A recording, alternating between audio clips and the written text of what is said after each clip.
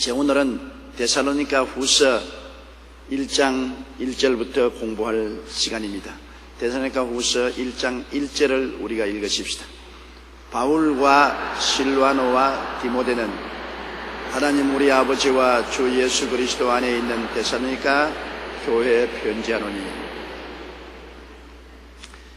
이게 바울 선생은 바울과 실와노와 디모데 세 사람이 팀이 되어서 일하는 것을 보여주고 있는 것입니다. 바울 선생은 혼자서 선교 여행을 가지 않았습니다. 언제나 함께 힘을 합쳐서 선교 사역을 하는 것입니다. 사람이 한 사람이면 넘어지면 일으켜 줄 수가 없습니다. 또 한 사람이 잠자리에 들어가면 굉장히 춥습니다. 그리고 한 사람이 시련을 겪으면 감당하기가 힘이 드는 것입니다. 두 사람, 세 사람 힘을 합치면 굉장히 힘이 있어요. 저는 이것을 절실히 느꼈습니다. 선교 여행을 하면 추운 겨울에 부쿠라바 지역을 선교 여행할 때가 많이 있습니다. 근데 부쿠라바 지역에는 호텔에 들어가도 불을 안 넣어줘요. 정말 우리나라는 아파트에 들어가도 그냥 완전히 난방이 되어서 뜨끈뜨끈하고 러닝셔츠 바람으로 겨울에도 살잖아요. 그러나 부쿠라파에 가면은 우리보다 훨씬 잘 사는 나라임에도 불구하고 아파트에도 난방시설이 없어요. 호텔에 들어가도 난방은 없습니다. 그냥 두꺼운 옷을 입고 있어야죠.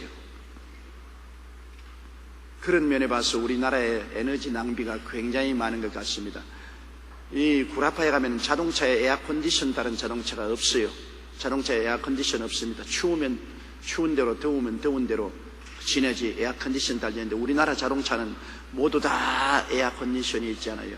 정말 우리는 굉장히 호사스럽게 사는 것입니다. 근데 추운데 겨울에 잠자리에 들어가 있으면 뼛속까지 추워져요. 얼마나 추워진지 벌벌벌 떨고 잠을 잘 수가 없습니다. 그러나 가끔가다 여행할 때 우리 집사람하고 같이 하면은 난로가 하나 옆에 있어가지고서 떳떳하다고요. 보통 때는 모르는데 추울 때 잠자리에 들어가 보면 여실하게 표가 납니다. 난방 하나를 갖고 다니는 효과가 있는 것입니다. 그러므로 그때마다 제가 느끼는 것입니다. 성경 잠언서에 혼자 누우면 춥거니와 둘이가 누우면 따뜻하다. 야, 그 참말이구나.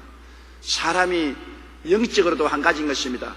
혼자 기도할 때는 열기가 적어도 두세 사람 함께 기도하면 기도의 상승 기류를 타서 뜨거워지는 것입니다. 혼자 신앙생활하면 식어질 수 있으나 두세 사람이 함께 신앙을 가지면 뜨거워지는 것입니다. 장작불도 하나로 태우면 불이 타다가 꺼질 때가 있지만은 두세 가피를 함께 태우면 불이 활활 타지 않습니까? 기러기가 하늘을 날아가는 거 보십시오. 기러기는 학교에서 배운 것도 아닌데 한 줄로 딱 서서 일렬 나란히 타고서 착 날아가면 V자형으로 이렇게 날아갑니다.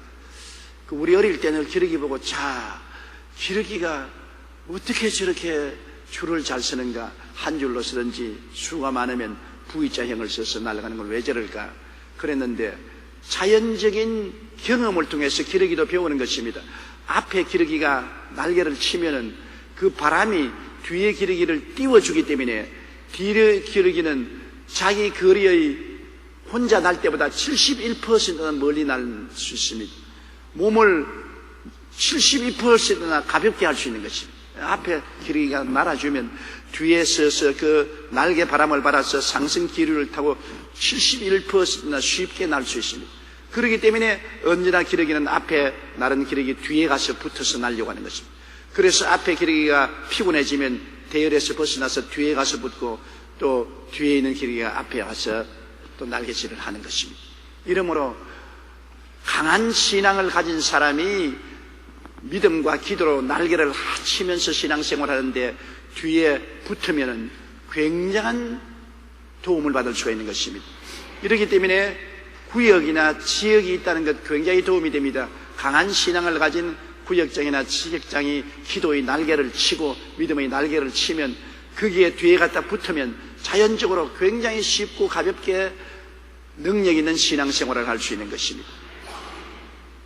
그러므로 신앙생활에는 두세 사람이 모여야 되는 것입니다.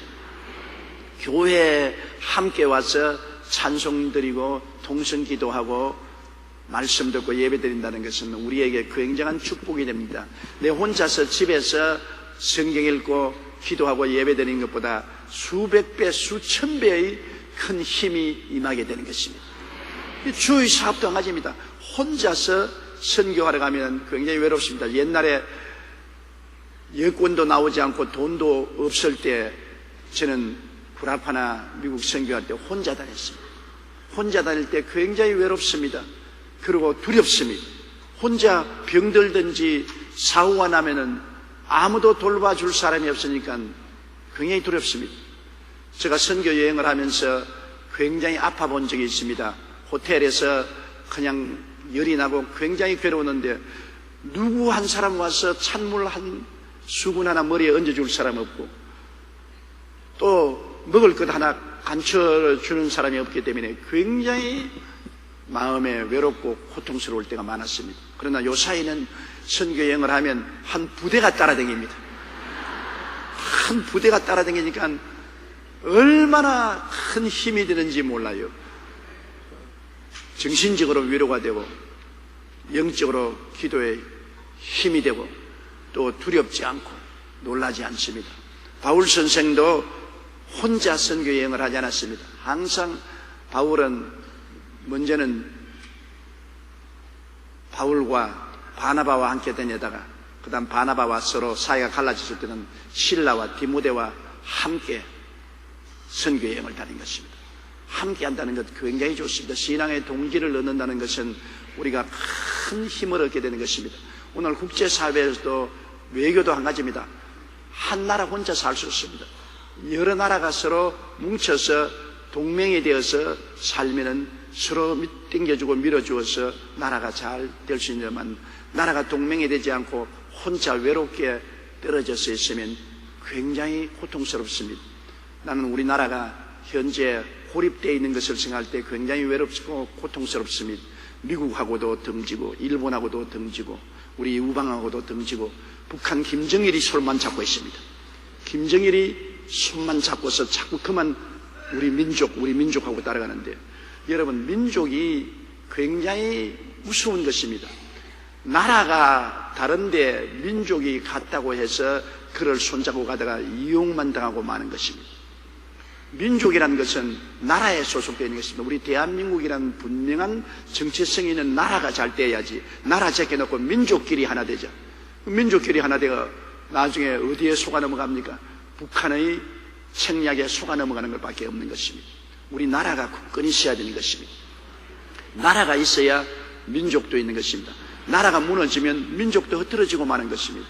우리가 30년 동안 나라를 잃고 난 다음 일본에 소속되어 얼마나 많은 시련과 고통을 겪었습니다. 나라가 튼튼히 있어야 민족도 튼튼히 설 수 있는 것입니다. 그러므로 나라를 제껴놓고 민족끼리 하나 하자. 그렇게 자꾸 유혹하는 손길에 넘어가서 나라를 짓밟아버리고 나라가 무너지면 우리는 어떻게 되는 것입니까?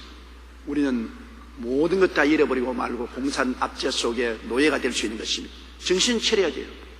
대한민국이라는 나라가 분명히 있어야 됩니다. 국기도 대한민국 국기가 분명히 있어야지. 반도기가 뭡니까? 반도기가 어떻게 우리의 국기가 되는 것입니까? 대한민국의 국기가 분명히 있고 애국가가 분명히 있고 대한민국의 자유민주주의 시장경제를 중심으로 한 우리 국기가 분명하게 써야 되는 것입니다. 나라가 분명히 서고 난 다음에 민족이 있지 나라 없는 민족의 연합이란 있을 수가 없는 것입니다. 이런 점에 있어서 우리는 홀로 서려고 하는데 여러분 인생은 홀로 서서 살지 못합니다. 서로 앞에서 끌어주고 뒤에서 밀면서 함께 살아야 됩니다. 우리 신앙생활도 내 혼자 예수 잘 믿으면 된다. 교회 같은 거 필요 없다. 내 혼자. 그래서 무교회주의자가 되어서 혼자서 집에 예배 본다고 하는 사람들이 과거에 있었는데 다 망해버리고 마는 것입니다. 혼자 쓴다고 하다가 다 망했어요. 함께 같이 살아야지. 혼자는 못 삽니다. 오늘 우리 한국에 굉장한 수해가 났습니다. 이것은 뭐 한 지역에 난 것이 아니라 전국적으로 수해가 났습니다. 전 국민이 함께 고통을 당합니다. 나는 수혜를 안 당했으니까 나 혼자 편안하게 살겠다. 그렇게 하면 나도 못 살고 남도 못 살고 다 못 삽니다. 수혜를 당하면 우리 다 함께 살기 위해서 이 고통을 국민 전체가 함께 걸머쥐어야 되는 것입니다. 여러분, 우리 가만히 있을 것 아니라 우리가 옷가지라도 물질이라도 또 자원봉사라도 있는 힘을 다해서 수혜를 당한 사람을 위해서 협조를 해야 되는 것입니다. 내가 자원봉사를 할 수 없으면 수혜당한 사람들을 위해서 옷가지라도 드려야 되고 물질이라도 도와서 함께 협력을 해서 살아야 이 강투에서 살 수 있지, 나 혼자만 잘 살겠다고 하면 나도 죽고 남도 죽게 되는 것입니다. 언제나 우리는 함께 가야 되는 것입니다. 함께. 예수님께서도 우리와 함께 살기 위해서 십자가에 우리를 끌어안고 죽으신 것입니다.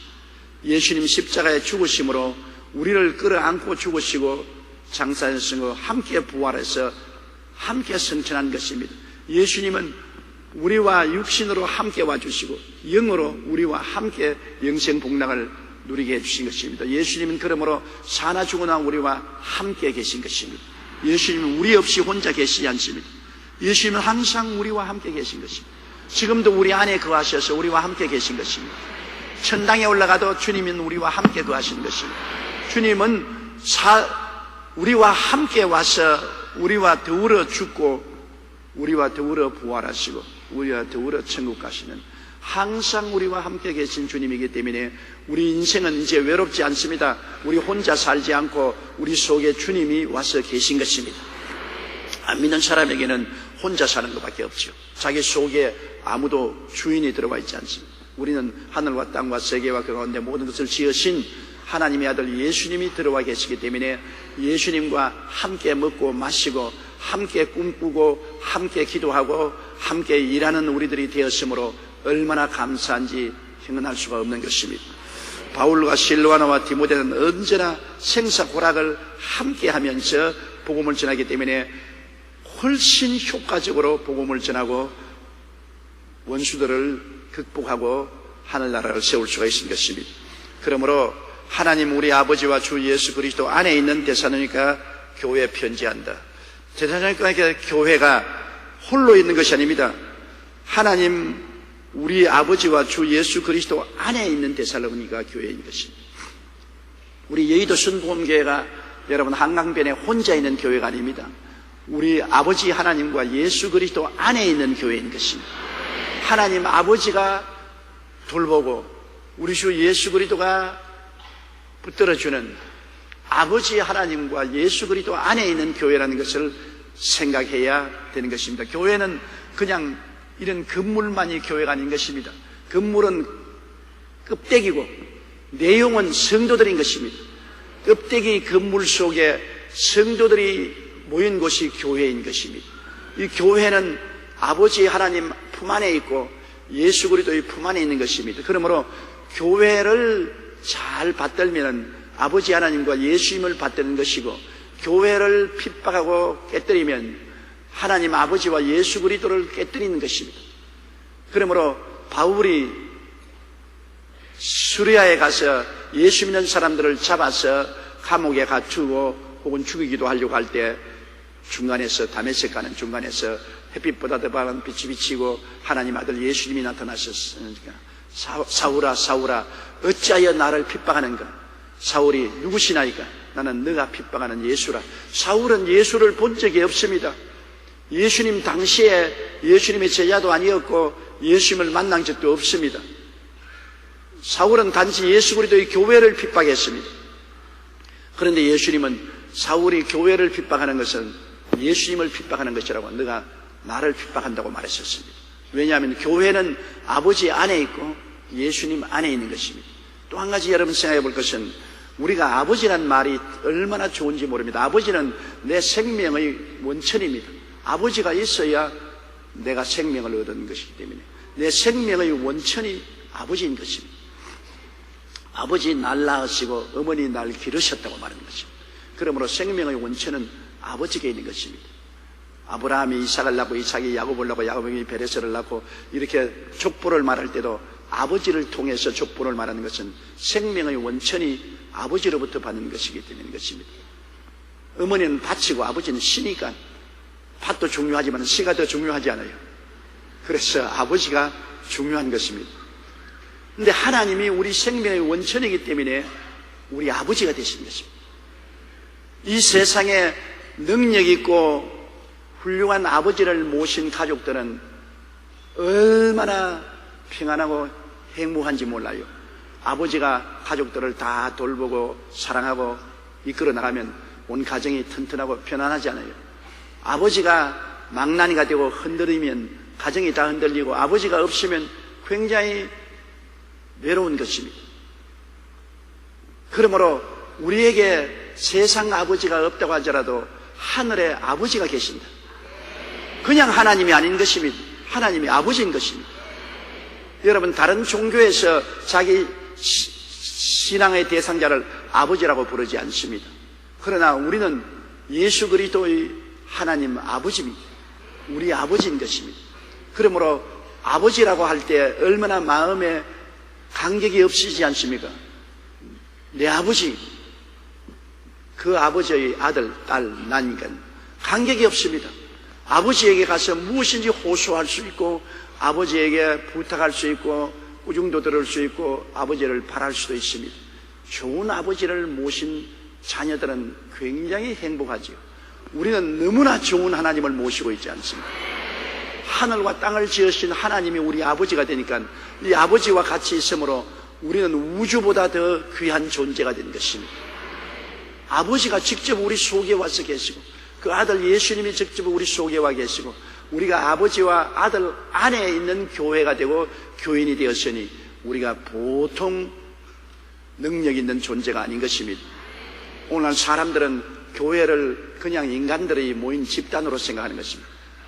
우리 배우의 아버지와 아들이 계신 것을 모르는 것입니다.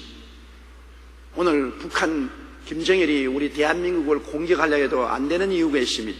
우리 대한민국에 아버지와 아들을 모시고 있는 1200만 성도들이 있기 때문인 것입니다. 아버지와 아들 속에 있는 5만 교회가 있기 때문에 대한민국에는 아버지와 아들이 계십니다. 하나님 아버지와 아들이 계심으로 하는 아버지와 아들이 있는 이 대한민국을 쉽게 무너뜨릴 수 없습니다. 사람들은 내용을 모르고 대한민국을 쉽게 생각하는데 우리 가운데 하나님 아버지와 아들이 계신데 어떻게 하나님 아버지와 아들이 있는 이 대한민국을 쉽게 흔들 수 있으며 여기에 1200만 성도들을 쉽게 죽일 수가 있겠습니까? 그렇게 쉽게 안 되는 것입니다. 하나님이 같이 계시면 얼마나 무서우냐입니까? 다윗을 보십시오. 다윗은 골리앗 앞에 나갈 때 17살쯤 되는 초립동이었습니다. 17살짜리. 요 사이에 우리도 보면 17살짜리면 고등학교 학생 아닙니까? 골리앗은 대장군입니다. 구척장신에 귀가 손바닥만 하고 눈이 종발만 하고 창자루가 배틀채만 했더니 창자루 하나만 넣어도 이만했습니다. 그런 골리앗 앞에 17살짜리 다윗이 그도 키가 별로 크지 않았습니다. 나간다는 것은 여러분 다윗이 무슨 배짱으로 그렇게 나갔습니까? 죽을 것 뻔한데요. 인간으로 생각하면 나이로 보나 경험으로 보나 힘으로 보나 무장으로 보나 견줄 데가 없습니다. 그런데 골리앗 눈에 안 보이는 그분이 다윗 속에 있습니다. 다윗은 만군의 야훼 하나님을 아버지로 모시고 있었습니다. 눈에는 안 보이죠. 그러나 그 다윗은 이 하나님과 언약 맺은 백성으로서 하나님이 자기와 같이 계신 것을 믿음으로 바라보고 알고서 나가는 것입니다. 그래서 다윗이 자기 마음속에 크신 하나님이 함께 계시고 그 하나님이 나와 역사한다는 것을 알고 하나님을 의지하고 나갔기 때문에 그렇게 담대할 수 있는 것입니다. 자기 혼자 나갔다면 다윗은 혼비백산했을 것입니다. 그러나 하나님이 같이 계신다는 것을 마음속에 상상하고 꿈꾸고 마음에 믿고 그러고 하고 담대하게 나갔습니다. 이렇기 때문에 이 골리앗을 보고 다윗이 얼마나 큰 소리였습니까? 너는 칼과 창과 단창을 의지하고 나오거니와 나는 너가 모욕하는 이스라엘 군대의 하나님 만군의 야훼의 이름으로 나오노라. 하나님께서 오늘 너를 내 손에 붙이시리니 내가 너희 블레셋 사람을 죽여서 공중의 새와 땅의 짐승의 밥으로 만들 것이라. 그래서 온 세계로 하여금 하나님이 이스라엘에 계신 것과 전쟁이 야훼의 것인 것을 알게 하겠다. 큰 소리친 것은 이 다윗이 하나님 안에 있고 하나님이 다윗 안에 있는 것을 알고 하나님을 의지하고 나가기 때문에 큰 소리쳤는데, 골리앗은 그것을 모르고 다윗을 얕잡아 봤습니다. 17살 먹는 초립동이 얼굴에 솜털이 보슬보슬한 너 놈이 가염 나를 개인 줄 알고 부지깽이 들고 나오느냐, 이놈 단칼에 죽여버리겠다고 나오는데요, 하나님이 같이 계시니까 단지 물맷돌로 가지고서 흔들어서 던졌는데 정통으로 골을 때려서 골리앗을 넘어뜨려버리고 마는 것입니다. 골리앗은 여러분 노투구를 쓰고 철갑옷을 입고 철경갑을 하고 놋경갑을 하고 어마어마하게 최신 무기로 무장한 분입니다. 그런데 다윗은 목자의 옷을 입고 헌에새 빠진 돌멩이 들고 나가는 것입니다. 그래도 목자의 옷을 입고 헌에새 빠진 돌멩이 들고 나와도 그 가운데 하나님이 계셨기 때문에 골리앗의 어마어마한 무장이 소용이 없었습니다. 북한이 원자탄을 지금 20개 가지고 있다, 30개 가지고 있다, 미사일을 800개나 가지고 있습니다. 우리가 한국 도시 방방곳곳을 다 불바다로 만들 수가 있습니다. 원자탄과 미사일을 모두 다 만든 것은 대한민국을 겨냥하고 만든 것입니다. 이번 동해에서 7발 쏜 것도 왜 쏘았습니까? 미국을 향해서 쏘아서 무슨 소용이 있으면, 일본을 향해서 쏘아서 무슨 소용이 있으면 결국은 우리 보고 협박하는 것입니다. 너희 까불면 우리 이런 능력이 있다, 정신 차려. 우리 보고 협박하는 것입니다. 그런데 하나님 믿지 않은 우리 국민들도 쏘았는가 보다 무심하게 생각합니다. 그만큼 마비가 되어버린 것입니다. 햇빛 정책을 통해서 그동안 북한이 위험하지 않다 마비가 되어버린 것입니다. 그만큼 북한이 선전에 승리한 것입니다. 그러나 우리 예수 믿는 사람은 우리가 편안할 이유가 있습니다. 왜 그러냐? 아무리 원자탄이나 미사일을 가지고 있다 할지라도, 우리는 돌멩이밖에 가지고 있지 않아도 그들이 안 보는 분을 우리는 모시고 있습니다. 북한 사람들이 아무리 보아도 못 보는 분이 있습니다. 하늘과 땅을 지으신 하나님이 우리 가운데 계신 것입니다. 그러므로 안 믿는 사람들은 북한의 원자탄과 미사일을 볼 때 그들은 거인이고 우리는 메뚜기라고 생각하지만은, 우리가 하나님과 더불어 볼 때는 그들은 우리 밥임인 것입니다. 그들의 보호자는 그들을 떠났고 하나님은 우리와 함께 계심으로 우리에게는 그들이 밥에 불과한 것입니다. 두고 보세요. 우리 밥이지.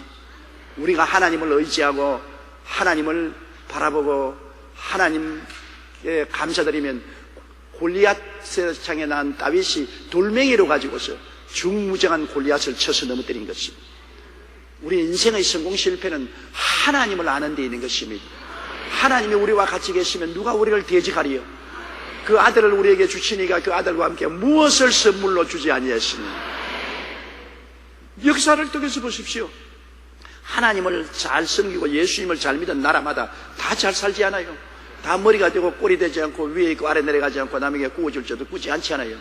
하나님 잘 믿은 백성들이 이 땅에서 가장 잘 사는 나라와 민족이 되어 있지 않아요? 우리도 6.25 사변 난 이후 반세기 동안에 북한보다 훨씬 잘 살게 된 것은 우리나라에 예수 그리스도의 복음 전거의 자유가 있고 우리나라에 이 많은 교회와 성도들이 있기 때문에 그렇게 된 것입니다. 정말 도저히 상상을 할 수 없이 엄청나게 우리나라가 잘 살지 않아요. 옛날에 제가 1960년도에 주로 호남 지역에 부흥회를 많이 다니는데, 그때 예수 순천 같은 곳에 가면은 너무나 가난하고 헐벗고 굶주린 상황이었습니다. 도시가 빈약하게 짝이 없고 농촌은 완전히 원시인의 생활을 했습니다. 근데 최근에 제가 예수 순천의 부흥회를 가면은 미국에 온 것 같아요. 미국에. 눈이 휘둥그러져요. 얼마나 시설이 좋은 도시의 생활 환경이 얼마나 좋은지요. 불과 50여 년 만에 이렇게 우리 한국 땅이 변화될 수 있는 것은 하나님이 우리에게 복을 주었기 때문에 그런 것입니다. 사람이 잘나서 그런 거 아닙니다. 우리 뭘 잘났어요? 밤낮 싸우고 밤낮 데모하고 밤낮 노사 분쟁하고 밤낮 정치적인 분쟁하고 계층 간에 도 간에 싸우고 했는데 뭐 잘한 거 뭐가 있어요? 그런데도 불구하고 하나님이 복을 주셔서 손으로 하는 모든 일을 형통케 만들어 주어서 오늘날 우리 잘 사는 것입니다. 그러므로 여러분 정말 잘 살고 성공하려면 아버지 하나님과 예수님을 잘 섬겨야 되는 것입니다. 아버지가 얼마나 우리를 사랑하기 때문에 예수님을 보내주셔서 우리는 아버지 하나님과 예수님 안에 있지 않습니까? 멀리 있지 않습니다. 아버지가 우리 안에, 우리가 아버지 안에, 예수님이 우리 안에, 우리가 예수님 안에 있는 것입니다. 그러므로 항상 우리는 아버지 하나님과 예수님 안에 있다는 것을 상상하십시오. 내가 혼자 산다고 생각하지 마십시오. 언제나 우리 하나님 아버지와 예수님 안에 내가 살고, 언제나 내가 무엇을 하더라도 아버지 하나님과 예수님과 함께 한다. 시장도 아버지 하나님과 예수님과 함께 시장 보러 가고, 사업을 해도 아버지 하나님과 예수님과 함께 하고, 먹어도 자도 깨도 아버지 하나님과 예수님과 함께 한다. 그러므로 그 능력이 엄청나지 않습니까? 이렇게 사는데 형통하지 않을 수가 있습니까? 하나님이 같이 하시는데 누가 대적할 수 있는 것입니까? 우리는 항상 눈에 보이는 것으로 살면 안 됩니다. 우리는 믿음으로 행하고 보는 것으로 행하지 않는다고 바울이 말한 것처럼 보이지 않는 하나님과 예수님을 모시고 의지하고 믿고 우리는 살아야 되는 것입니다. 우리의 삶의 처음 순서가 언제나 보이지 않는 아버지 하나님과 예수님을 섬기고 기쁘시게 하는 것이 우리 삶의 첫 순서가 되는 것입니다. 그 나라와 그 일을 먼저 구하라는 것은 아버지 하나님과 예수님을 먼저 섬기고 먼저 기쁘게 하라는 것입니다. 그러므로 날 중에도 첫째 날인 주일날은 먼저 아버지 하나님과 예수님 섬기는 날, 물질도 제일 먼저 물질 중에 11조는 아버지 하나님과 예수님을 섬기기 위해서 드리는 물질로, 우리의 첫날 아침에 일어나서 제일 먼저 하나님 아버지와 예수님께 감사하고 예배드리는 것으로 언제나 아버지와 예수님을 우리 생에 제일 처음으로 삼고 살아야 우리 하나님이 우리를 기뻐하고 즐거워하는 것입니다. 하나님을 액세서리로 생각하면 안 됩니다. 이용가치로만 생각하면 안 돼요. 여러분도 집에서 그렇지 않습니까? 여러분을 끔찍하게 알아주고 대해주는 남편이 존경스럽지, 남편이 여러분을 액세서리로 생각하고 있어도 좋고 없어도 좋다, 지금이라도 보따리 사고 나가려면 나가라, 그러면 그 남편 위해서 뭘 수고를 하고 일을 하겠습니까? 수고할 생각이 없죠. 그러나 끔찍히 생각해 주어서 모든 가정사에서 어뜸을 생각하고 인정을 해주면 좋잖아요. 사람이란 여러분 자존심이 있기 때문에 절대로 자존심 상하는 일을 하면 안 되는 것입니다. 대개 내가 교회 목회를 48년을 하면서 깨어지는 가정마다 보면은 자존심을 상하게 하는 일을 많이 합니다. 무심코 하는 말이 상대편의 자존심을 상하게 합니다. 예를 들어 말하면 아주 적은 일입니다. 남편이 직장에서 돌아와서 아이고 피곤해. 그러면 아이고 피곤하지요. 빨리 발 씻고 들어갔어요. 내가 밥상 차려 드릴 테니까. 이렇게 말하면 좋을 건데, 아이고 피곤해. 뭘 이렇게 피곤해? 뭐 회사에 나가 오늘 일하고 돌아왔는데 뭐가 피곤해?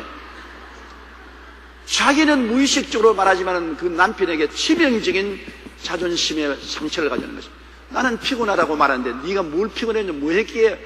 이거는 어마어마하게 자존심을 짓밟아 버립니다. 그러면 남편의 반응이 어떻습니까? 기분이 나쁘니까 너는 뭐 했어? 너 집에 오늘 뭐 했냐? 너무 짓궂게 들어만 오면은 사람을 짓밟고 여기 들어올 생각이 하나도 없다.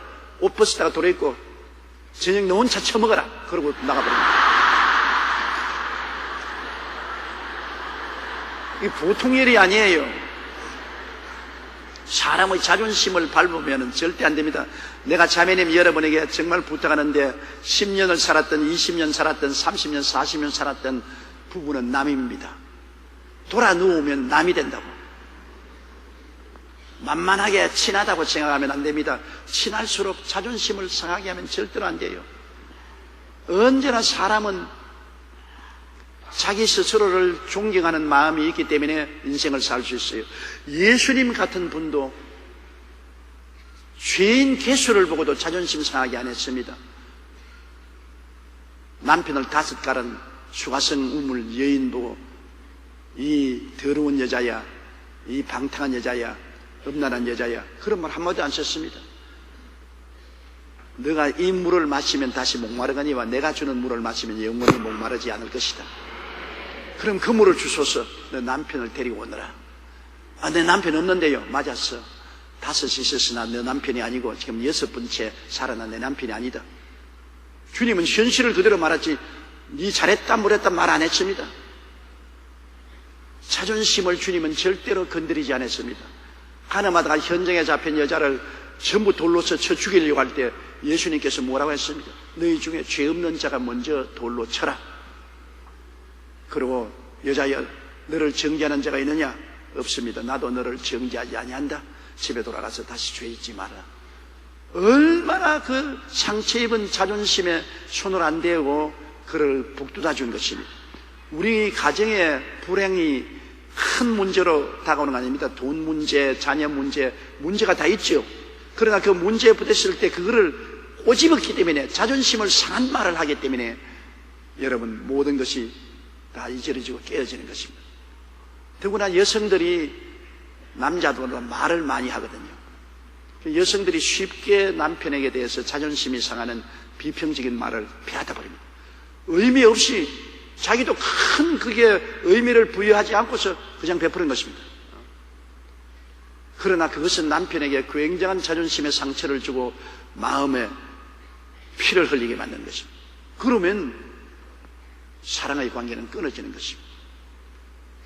남편들도 부인의 자존심을 상하지 않도록 애를 써야 됩니다. 근데 김성환 목사 이번 주일 설교 들으니까 자기는 집에 들어가서 부인이 조금 기분이 안 좋으면 빌고 들어간다고. 집에 들어갈 때 당회장 명칭 떼버리고 평범한 남편으로서 부인을 빌고 들어가서 부인이 조금 기분이 좋지 않으면 여보 산책하자. 차에 태워가지고 저 양평까지 산책을 하고 돌아오면 마음이 풀린다는 말을 하더라고요. 그래서 내 얼굴이 총각 같지 않느냐. 왜냐하면 마누라하고 안 다투니까 마음이 좋아서 얼굴이 총각 같다고 자랑하는 걸 들었는데 진짜 총각인지 아닌지 모르겠지만 자존심을 상하게 하지 않으면 평안을 가져올 수 있는 것입니다. 문제가 생겼을 때 남에게 상처를 입히지 않고 넘어가야 되는 것입니다. 당신 때문에 이런 일이 생겼지 않느냐. 그러면 벌써 상처가 와요. 이미 문제는 벌어졌기 때문에 할 필요가 없습니다. 문제 해결해야지. 빚을 졌으면 당신 때문에 빚 져서 못 산다 하면 반발하죠. 아예 그 말은 하지 말아야 돼. 문제를 어떻게 해결할지 골몰해야 돼요. 애들도 여러분 자꾸 머리를 굴밤을 주면서 야 이 자식아 애비 닮아가지고서 못되게 군다 그러면 애가 말합니까? 못되게 굴어. 그럼 우리 애비 더 닮아야 되겠다. 애들에게 교육할 때 부정적으로 어프로치하면 안 됩니다. 넌 머리가 나쁘다. 야 이 병신아 너 같은 놈이 뭐가 되겠냐.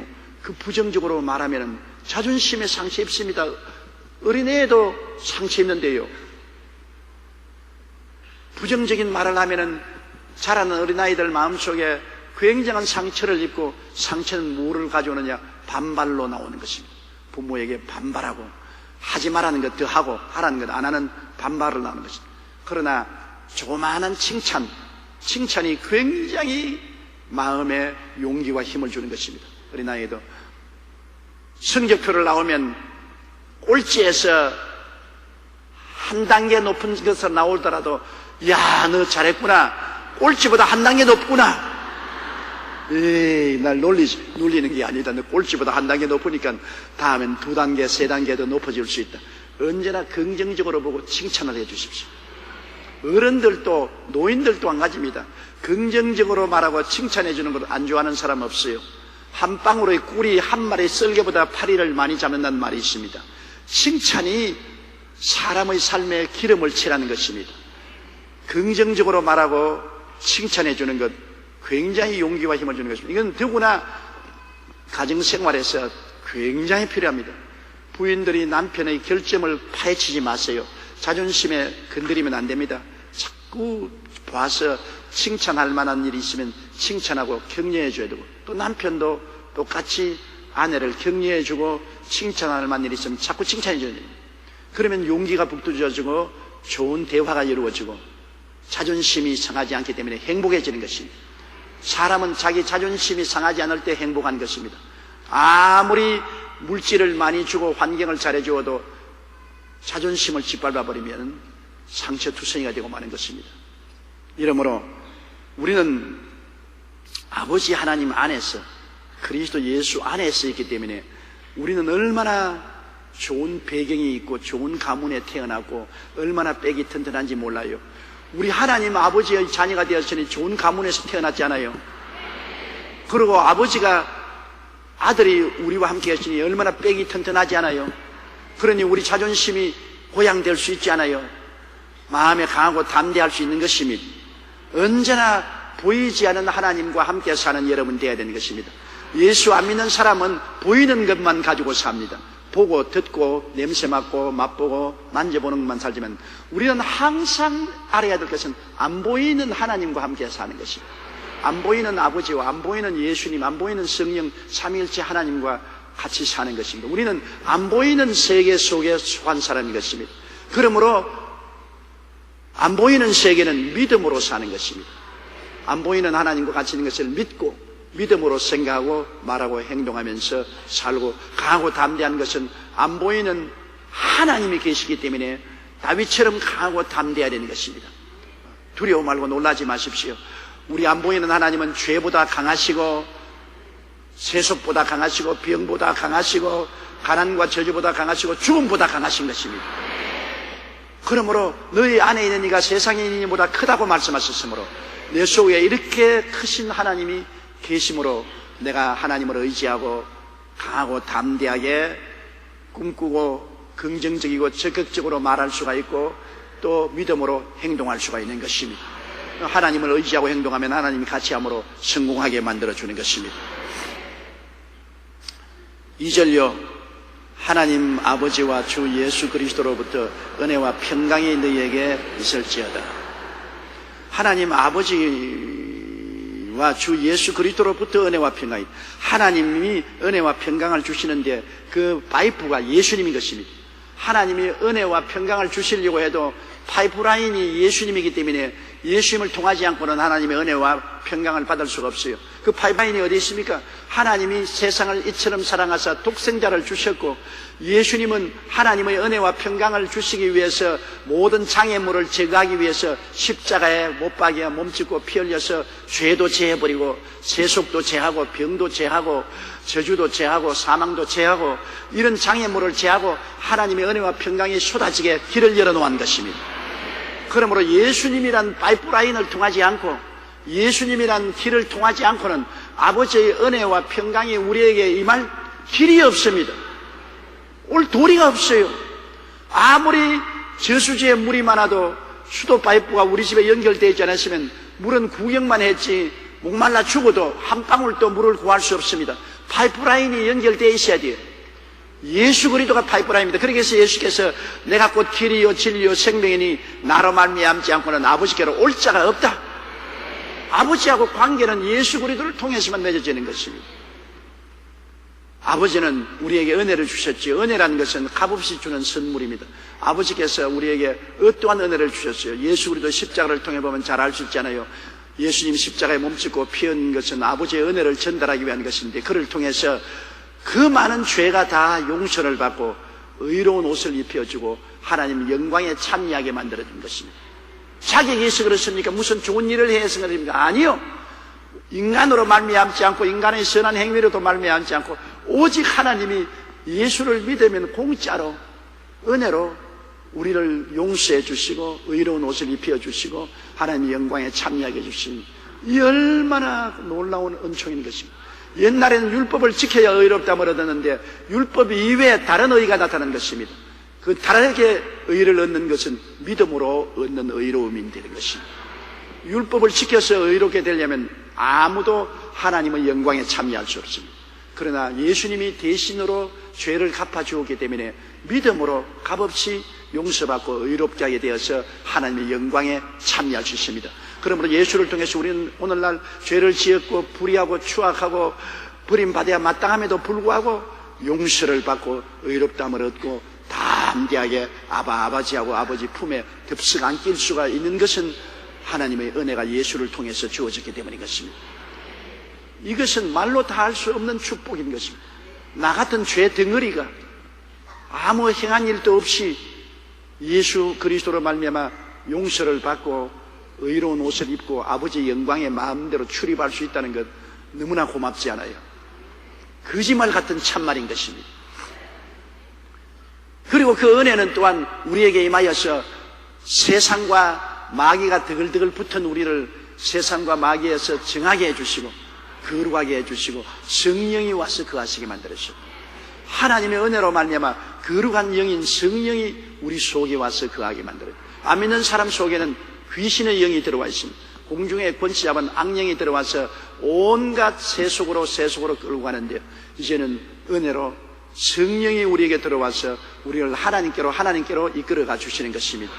우리가 기도하고 싶은 마음도 성령으로 말미암아 생기는 것이고 말씀 읽은 것도 성령으로 말미암아 우리가 전도하고 하나님 섬기고 사는 모든 신앙의 원동력이 우리 속에 와 있는 성령의 역사로 이루어지는 것입니다. 성령이 안 도와주시면 우리는 이 세속적인 생활을 할 수가 없습니다. 성령이 우리의 돕는 자로서 와서 우리에게 항상 연약함을 도와주시기 때문에 성령 통해서 우리가 살지요. 성령 통하지 않고 살 수 없습니다. 고기가 물을 떠나 못 사는 것처럼 우리가 성령님을 떠나서 살 수 없습니다. 성령님은 지금 우리와 같이 계시고 우리 안에 와 계신 것입니다. 항상 성령을 의지하고 살 수 있도록 하나님 아버지께서 예수 그리스도를 통해서 우리에게 길을 열어주신 것입니다. 또한 은혜로 준 것이 뭡니까? 치료입니다. 예수 그리스도를 통해서 하나님은 우리에게 치료를 주십니다. 우리가 인생을 사는데 늘 상처 입습니다. 마음도 늘 상처를 입어서 분노, 미움, 시기, 질투, 탄식, 절망, 좌절, 마음도 시시각각으로 상처를 입고 또 육체의 상처도 여러 가지 질병으로 상처를 입고 맙니다. 그런데 이 상처를 늘 치료받아야 돼요. 우리가 늘 상처 입는데 늘 치료받아야 우리 마음의 행복을 누릴 수가 있는 것입니다. 그런데 이 상처를 누가 치료합니까? 예수 그리스도를 통해서 아버지 하나님이 값없이 우리를 치료해 주시는 것입니다. 우리를 치료하기 위해서 예수님은 빌라도의 뜰에서 등이 갈기갈기 찌도록 얻어맞고 피를 흘리고 우리의 병과 연약을 십자가에 걸머지고 가서 다 이루었다고 칭찬해 버렸습니다. 그 예수 그리스도 속에는 치료가 있어요. 하늘나라는 치료의 나라인 것입니다. 그리스도의 복음은 치료의 복음인 것입니다. 예수님께서 회개하라 천국에 가까웠다 하시고 즉시 행한 일이 귀신을 쫓아내고 병을 고치는 일을 했었습니다. 12 제자에게도 70인의 제자에게도 나중에 마지막 교회 성도들에게도 병 고치라고 부탁한 것입니다. 치료는 기독교의 복음의 전체적인 내용인 것입니다. 이러므로 아버지는 값없이 예수를 통해서 마음의 상처도 치료받고 육체의 상처도 치료받게 만들어진 것입니다. 상처 입은 우리 심신을 가지고 예수 그리스도 이름을 통해서 아버지께 구하면 오늘날 또 아버지는 손을 내밀어 우리를 치료해 주시는 것입니다. 치료받지 못한 성도는 그대로 있어서는 절대로 안 되는 것입니다. 하늘나라는 치료에 있기 때문에 항상 상처 입어도 항상 치료를 허락해 주시는 것입니다. 그리고 하나님이 또 예수를 통해서 주시는 은혜는 축복인 것입니다. 여러분, 이번에 수해로 말미암아 우리 한국 강토가 수조원의 손상을 입었습니다. 정말로 여러분, 인간의 힘이란 자연의 막대한 힘에 감당할 수가 없습니다. 한 번 수해가 나서 휘몰아 버리니까 남은 그 숟가락 하나도 있나요? 이것은 자연재해라고 하지만은 삶의 저주 아닙니까?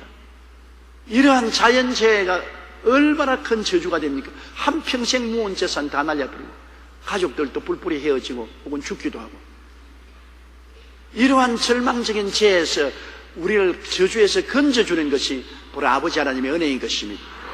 아버지는 예수 그리스도를 통해서 십자가에서 우리의 저주를 대신 짊어지게 하시고 저주를 청산하고 아브라함의 복을 임하여 주신 것입니다. 하나님께서 우리의 축복이 되는 것은 하나님은 우리의 피난처요 요새요 의뢰하는 하나님이 되시니 제가 우리를 새 사냥꾼의 올무에서와 극한 연병에서 건져주시기 때문인 것입니다. 그래서 우리는 밤의 놀램과 낮에 흐르는 살과 흑암 중에 행하는 연병과 백주에 황폐케 하는 파멸을 두려워 아니한다고 말한 것입니다. 우리가 주님을 중심으로 섬기고 주님께 부르짖어 기도하면 이런 자연재해도 피할 수가 있는 것입니다. 하나님은 저주를 제하신 하나님인 것입니다. 우리의 생활에 가시와 은극기를 제해주는 하나님인 것입니다.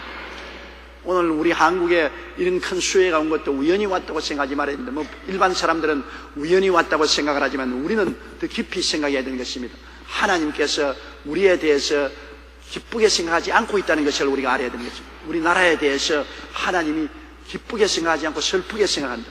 노아가 홍수를 치대당할 때 하나님의 기쁘심을 받은 노아는 방주 속에서 살아났지만은 하나님의 기쁘심을 받지 않은 사람은 물에 다 빠져 죽었습니다.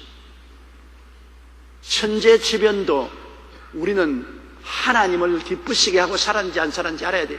아무리 천재지변이 와도 하나님이 지켜줄 자란 지켜주시는 것입니다. 하나님이 나의 피난처여 요새여 의리하는 하나님이라고 하는 거죠.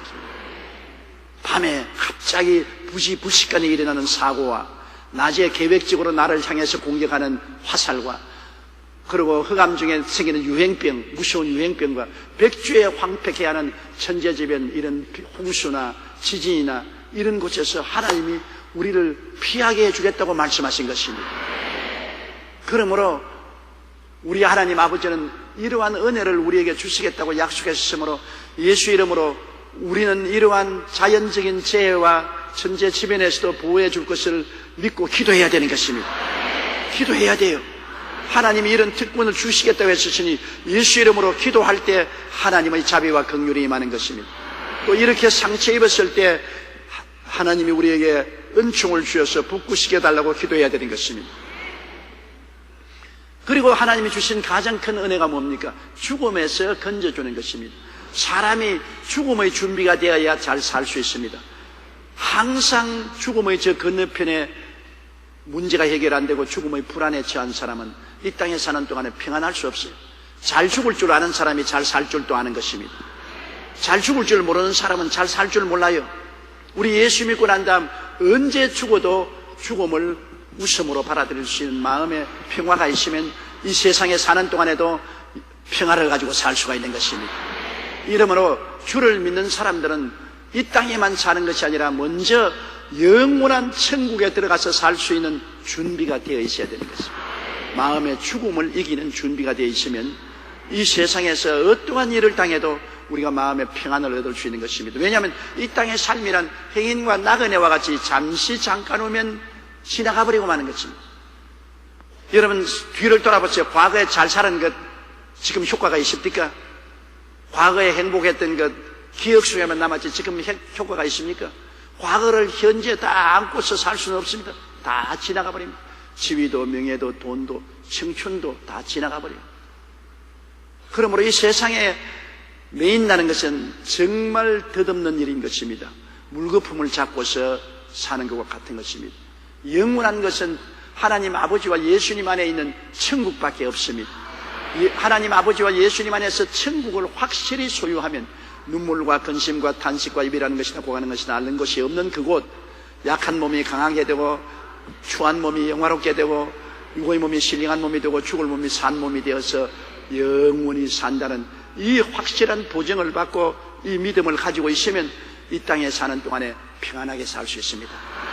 아이고 어떻게 됐든 나는 영원히 천당에 가게 돼 있으니까 내가 무슨 걱정을 하겠냐, 무슨 세상에 미련이 있다고 아웅다웅 하겠느냐, 그러한 마음에 여유가 생기고 담대함이 생겨날 수가 있는 것입니다. 그러므로 하나님 아버지는 예수 그리스도를 통해서 우리에게 영원히 잘됨같이 범사에 잘됨에 강건하고 생명을 얻되 넘치게 얻을 수 있는 길을 열어주셔서 은혜로 주시기 때문에 이런 하나님을 믿고 있으므로 마음의 평강이 다가오는 것입니다. 하나님이 이렇게 은혜를 주시는 하나님이 계심으로 내 마음이 편안하지요. 환난과 폭풍과 다가 안 올 수는 없지만은 환난과 폭풍 중에도 믿을 때가 있으니 평안한 것입니다. 믿을 때가 없으면 평안하지 않죠. 아무리 어려움이 다가와도 내가 믿을 때가 있으면 마음이 편안해요. 믿을 때가 없으면 나 혼자 초계같이 되지 말지만 든든한 백이 있으면 아무리 큰 시련을 당해도 평안해요. 내가 사업에 실패해서 재산이 다 날아가도 내 뒤에 크게 성공하고 물질이 많은 아버지가 있어 나를 사랑해주면 든든하지 않아요. 좀 미안하지만은 그러나 든든하지 않아요. 내가 물을 건너가는데 내 힘으로 못 건너가면 물을 건너가는 장정이 있으면 든든합니다. 나는 늘 지금도 우리 고모 아버지를 잊을 수가 없어요. 제가 초등학교 다닐 때 은양국민학교 다녔는데, 은양국민학교에서 우리 집으로 오는 데는 남천내라는 조그만 시내가 흐르고 거기에 다리가 있었습니다. 그런데 비가 오면 이 남천내 다리가 물에 넘칩니다. 무지무지하게 막 산에서 물이 흘러내려와서 이 남천내 다리를 넘치게 하는 것입니다. 그 다리를 건너갈 수가 없어요. 우리는 어린아이이기 때문에. 그러나 집에는 가야 되는데, 학교를 마치고 남천내 다리에 왔을 땐 집에 못 내려가면 언제나 우리 고모님 집에 갑니다. 고모 아버지는 농부로 아주 다리가 그냥 이만하고 굉장히 건장한 분이었었습니다. 어릴 때 기억이, 그러니까 실제는 그랬는지 모르겠어요. 어릴 때는 뭐 다 커 보이니까. 고모 아버지 집에 가야 되겠는데 저 물 못 건너가요. 그러면 고모 아버지가 오냐, 내가 돌봐주마. 고모 아버지가 우장을 입고 나와가지고서 그 물 가는데 물이 흘러. 내가 지금 생각해보면 아찔해요. 그 고모 아버지 등에 옆에다 고모 아버지가 삐끄덕해서 넘어진 날이면 뭐 죽을 것인데, 그래도 그때는 고모 아버지가 굉장히 믿음직스럽고 고모 아버지를 떼내려갈 홍수가 없는 줄로 생각했습니다. 그만큼 고모 아버지가 힘있게 보였어요. 그래서 고모 아버지 등에 탁 엎힙니다. 엎히면 고모 아버지가 꼭 나를 붙잡아라. 그러면 고모 아버지 목을 딱 붙잡고, 물이 싹 너무나 어지러운지 몰라요. 이리 보면 막 물이 막 흘러가고 어지러니까 난 눈을 딱 감고 고모 아버지 목만 딱 잡고 있으면 고모 아버지가 천천히 이렇게 걸어가는. 지금도 내 기억에 분명해요. 고모 아버지가 나를, 왜 자꾸 웃어?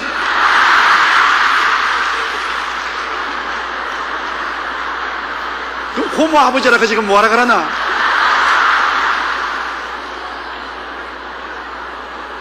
그럼 고모 신랑이라 그럴까?